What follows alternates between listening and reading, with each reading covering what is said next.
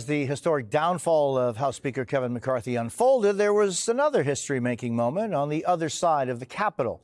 Laphonza Butler of California was officially sworn in by Vice President Harris to replace the late Senator Dianne Feinstein. Senator Butler is now the first black openly LGBTQ senator.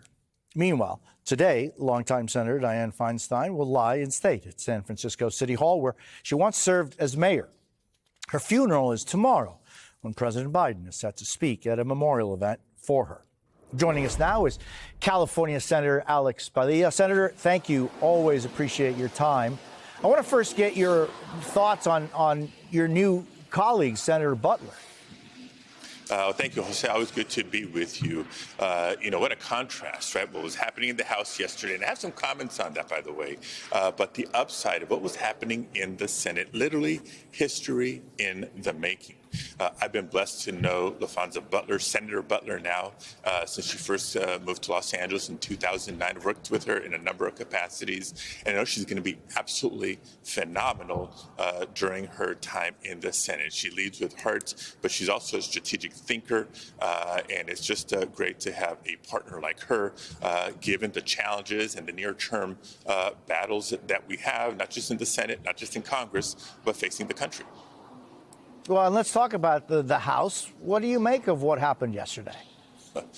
Look, this is what happens when Republicans are in charge. I think in the last segment you covered sort of the evolution of the so-called conservative Republican Party from the Newt Gingrich era to the Boehner experience to Trump, obviously, and now they are anarchist Republicans eating their own. And while they want to play political games on who the next speaker ought to be, the real consequence here is what's happening to the people of the United States. See, Americans deserve better. Americans expect better.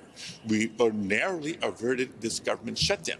And maybe that's what their motive is. If they weren't able to shut down the government in its entirety, they're at least shutting down the House of Representatives while we still have to face the realities of Ukraine. They need more of our assistance. The 45-day continuing resolution, the extension on the spending plan that we gave ourselves, we're now almost a week into it, and we're going backwards. No negotiations are happening because there is no leader among House Republicans. So we have a lot of work cut out for us.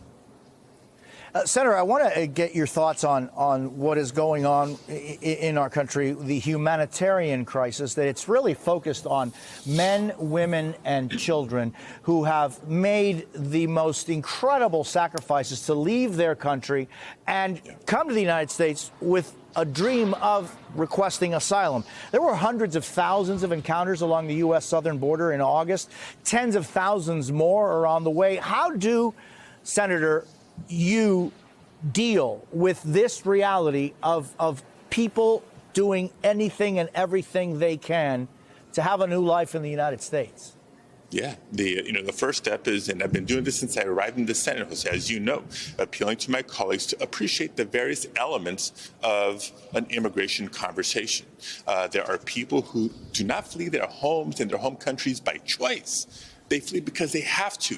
Maybe it's because of natural disaster. Maybe it's because of violence and fear for their lives. Maybe it's because of public corruption or oppression. Right? When you see so many Venezuelans coming seeking asylum in the United States, it's for a reason. And so we need to revisit that asylum policy and process. Yes, we do need to ensure that we're investing in border security, but let's be smart about it. It's not just about a wall that's not going to help, but it's also increasing the capacity, giving more resources to the departments and agencies that we charge with handling refugees and asylum claims, and the nonprofit organizations in so many parts of the country that are playing supportive roles with emergency food and shelter, family reunification, even job placement in many instances. And we cannot forget the, millions of people who are here, who have been here, undocumented, are an integral part of our communities through workforce, through home ownership, through neighbors and friends and family. Hey, Senator, the nation celebrates Hispanic Heritage Month. I know you and many of us celebrate it every day of our existence, but just wondering, what does Hispanic heritage mean to you? Oh, it's an opportunity to, highlight not just the richness of our culture. It's a lot of fun to talk about, food we're preparing or, the music and the movies that we like, but really put a spotlight on our contributions to the country in all forms, whether it's in local communities, whether it's in the private sector, and particularly in government and political leadership. I've shared with you the responsibility and opportunity I feel since becoming the first Latino elected to represent California in the United States Senate.